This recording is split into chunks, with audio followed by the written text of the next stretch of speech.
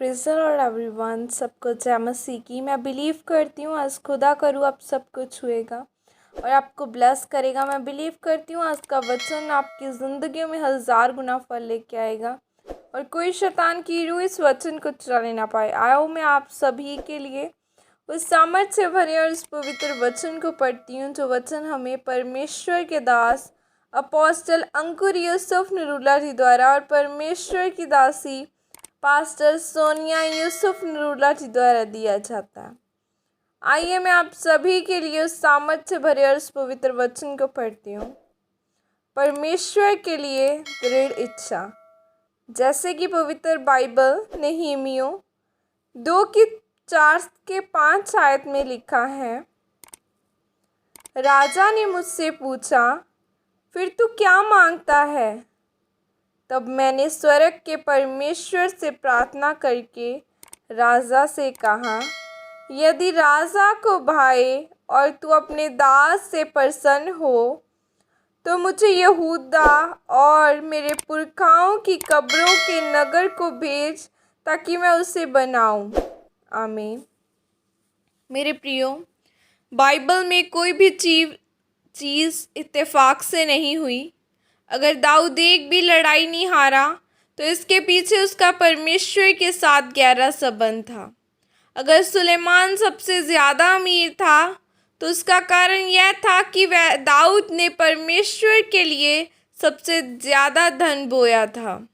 अगर पौलुस सबसे ज़्यादा कलीसियाएं स्थापित कर पाया और वह सबसे बड़ा प्रेरित बना तो उसके पीछे उसका सबसे ज़्यादा गैर भाषा में बोलना और परमेश्वर के सुसमाचार के लिए एक दृढ़ इच्छा थी।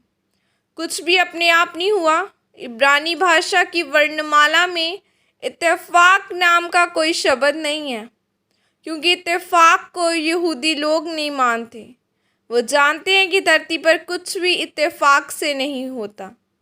मेरे प्रियो, नहमीया का एक जाति भाई उससे मिलने के लिए आया और उसने नहमीया से कहा कि यरूशलेम की हालत बिगड़ी हुई है, उसके फाटक जले हुए हैं और वहाँ का सब कुछ खत्म हो गया है।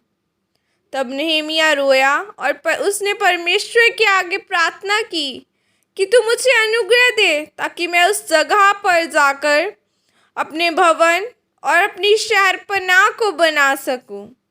बाइबल में लिखा है कि जब वह राजा के सामने गया तो उसका मन उदास था और उसका मुंह उतरा हुआ था। तब राजा ने कहा कि मैंने तुझे ऐसे कभी नहीं देखा, क्या तू बीमार है? तब नहमीया ने कहा कि मैं बीमार नहीं हूँ, पर जो मेरे परमेश्वर का शहर यरूशलेम है उसकी हालत बिगड़ी हुई है।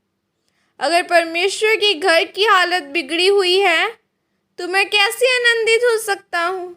मेरे प्रियो, नहमीया राजा का दाहिना हाथ था। अगर नहमीया बोलता कि मुझे यह काम करना है, राजा मुझे जाने दे, तो राजा उसे कभी भी न रोकता। लेकिन उसने ऐसा नहीं कहा, क्योंकि वह यह बात जानता था कि न तो बल से न शक्ति से बल्कि परमेश्वर की आत्मा के द्वारा होगा। इसीलिए उसने राजा से विनती की और फिर राजा ने उसको आज्ञा दी और साथ में राजा ने नहमीया की मदद भी की। फिर नहमीया ने परमेश्वर के भवन को बनाया और अपने जीवन में परमेश्वर की इच्छा को पूरी किया। आज कुछ लोग परमेश्वर की सेवा तो करना चाहते हैं पर उसके लिए कोई भी कदम नहीं उठाते। अगर उनके पास कोई प्रतिभा है तो वह उसे परमेश्वर की सेवा के लिए इस्तेमाल ही नहीं करते हैं और फिर वह बोलते हैं कि हमारे जीवन में परमेश्वर की क्या बुलाहट है या परमेश्वर हमें आशीषित क्यों नहीं कर रहा। इसीलिए मेरे प्रियो, जब आपके अंदर नहमीया की तरह परमेश्वर के कामों को करने की दृढ़ इच्छा शक्ति होगी तो फिर आप बिना किसी स्वार्थ के परमेश्वर की सेवा करेंगे और फिर परमेश्वर आपके जीवन में अपनी योजना को पूरा करेगा और आपके जीवन की सभी समस्याओं को भी खत्म करेगा। आमीन आमीन।